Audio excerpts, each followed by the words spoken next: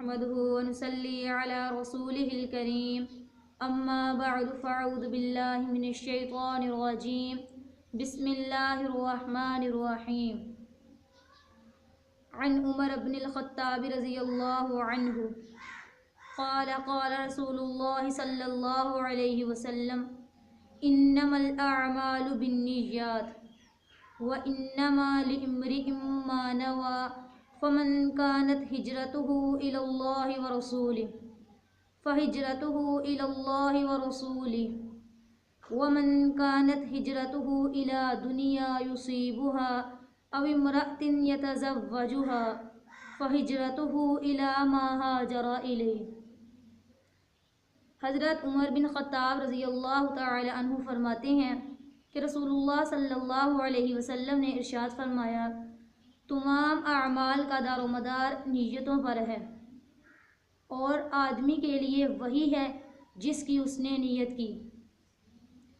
جس شخص نے اللہ اور اس کے رسول کے لیے ہجرت کی، اس کی ہجرت اللہ اور اس کے رسول ہی کے لیے ہے، اور جس شخص نے دنیا حاصل کرنے کے لیے یا کسی عورت سے نکاح کرنے کے لیے ہجرت کی تو اس کی ہجرت اسی چیز کے لیے ہوگی جس کا اس نے ارادہ کیا۔ اس حدیث مبارکہ کا شان ورود کیا ہے، یعنی اس حدیث مبارکہ کا پس منظر کیا ہے، یا یہ حدیث مبارکہ آپ صلی اللہ علیہ وسلم نے کس موقع پر ارشاد فرمائی۔ حضرت عبداللہ بن مسعود رضی اللہ تعالی عنہ فرماتے ہیں، ایک شخص ام قیس نامی عورت کی طرف اس نے نکاح کا پیغام بھیجا۔ اس عورت نے شرط لگا دی کہ اگر مدینہ منورہ ہجرت کر کے آ جائے تب شادی ہو سکتی ہے۔ وہ شخص مدینہ منورہ ہجرت کر کے چلا گیا اور اس عورت سے شادی کر لی۔ اسی مناسبت کی وجہ سے اس شخص کا نام مہاجر ام قیس مشہور ہو گیا۔ جب اس کی خبر حضور اکرم صلی اللہ علیہ وسلم کو ہوئی تو آپ صلی اللہ علیہ وسلم نے اس موقع پر یہ حدیث مبارکہ ارشاد فرمائی۔ اس حدیث مبارکہ کا مقصد کیا ہے؟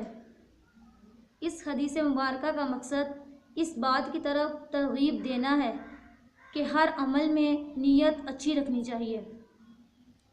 اس حدیث مبارکہ میں الاعمال لفظ ہے، الاعمال عمل کی جمع ہے، اور نیات نیتن کی جمع ہے، جس کا معنی ہے دل کا ارادہ۔ اس حدیث مبارکہ کو سمجھنے کے لیے تھوڑی سی وضاحت میں آپ کے سامنے پیش کروں گی۔ اعمال کی 3 قسمیں ہیں۔ نمبر 1 معصیت یعنی گناہ، نمبر 2 طاعات یعنی نیک کام، نمبر 3 مباحات۔ سب سے پہلی قسم ہے معصیت یعنی گناہ۔ ان میں نیت مؤثر نہیں ہوتی، جیسے حرام مال اللہ رب العزت کے راستے میں خرچ کرنا، یا حرام مال سے مسجد بنانا، یا کسی کی دلجوئی کے لیے اس کے سامنے اس کے مخالف کی غیبت کرنا۔ یہ تمام امور گناہ کے ہیں اور ان میں نیت کرنے سے ثواب نہیں ہوتا۔ اور دوسری قسم ہے طاعات یعنی نیک کام۔ ان کا اصل ثواب اور ثواب کی زیادتی دونوں نیت پر موقوف ہے۔ مثلا آدمی نماز پڑھتا ہے اور اس میں نیت اس کی صحیح نہ ہو، بلکہ ریا کے لیے پڑھے، لوگوں کو دکھلانے کے لیے پڑھ رہا ہے، تو اس میں بھی اس کو ثواب نہیں ملے گا۔ اسی طرح ایک عمل میں کئی عبادتوں کی وجہ سے کئی نیتیں کی جا سکتی ہیں۔ مثلا مسجد میں داخل ہونا ایک عمل ہے، اب اس میں کئی نیتیں کی جا سکتی ہیں، جیسے اللہ رب العزت کی گھر کی زیارت کرنا، یا مسجد میں نماز وغیرہ پڑھنے کی نیت کرنا، یا قرآن پاک پڑھنے کی نیت کرنا یا صلحاء نیک لوگوں کی زیارت کرنے کی نیت کرنا، یہ تمام امور ایسے ہیں جن پر ثواب حدیث مبارکہ سے ثابت ہے۔ اور تیسری قسم ہے مباحات، ان کے اندر اچھی نیت کرنے سے ثواب ملتا ہے۔ مثلا خوشبو لگانا فی حد ذاتی ہی ایک امر مباح ہے۔ اب اس میں 3 طریقے ہیں۔ اگر آدمی خوشبو لگاتا ہے ریا کے لیے، لوگوں کو دکھلانے کے لیے یا تفاخر کے لیے یا عورتوں کو اپنی طرف مائل کرنے کے لیے، تو یہ معصیت یعنی گناہ میں داخل ہو جائے گا۔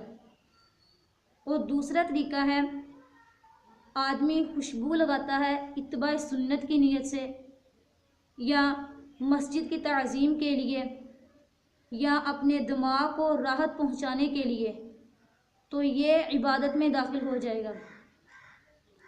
اور تیسرا طریقہ ہے کہ آدمی خوشبو لگاتا ہے جسمانی لذت کے لیے یا دل کو خوش کرنے کے لیے، تو یہ امر مباح ہے، جس پر نہ تو کوئی ثواب حاصل ہوتا ہے اور نہ ہی کوئی گناہ ہوتا ہے۔ ان تمام باتوں سے معلوم ہوا کہ عمل کا مدار نیت پر ہے۔ اگر آدمی کی نیت اچھی ہوگی تو اسے اس کا ثواب ملے گا۔ البتہ اچھی نیت رکھنے سے مسلمان کا ہر مباح کام بلکہ زندگی کا ہر لمحہ اس کا عبادت بن سکتا ہے۔ وما علینا الا البلاغ المبین۔